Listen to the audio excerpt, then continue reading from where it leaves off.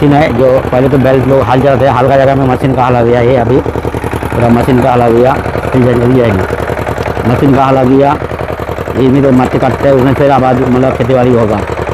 ये है बहुत अच्छा है, खेती बाड़ी होता है इसके लिए, खेती बाड़ी करने के लिए मशीन है, कोई मालूम है गाँव में ऐसा होता रहता है। ओके, और देखिए ढलता हुआ सूरज, कितना अच्छा नज़ारा है, कितना अच्छा नज़ारा है, देखिए ढलता हुआ सूरज बहुत अच्छा लग रहा है। ये है घोड़ादो, हुगली, वेस्ट बंगाल, गांव घोड़ादो, हुगली डिस्ट्रिक्ट और ये वेस्ट बंगाल। ओके, चलिए मैं थोड़ा गाना सुना देता हूँ। ए भाई इधर आ, ए इधर खड़ा,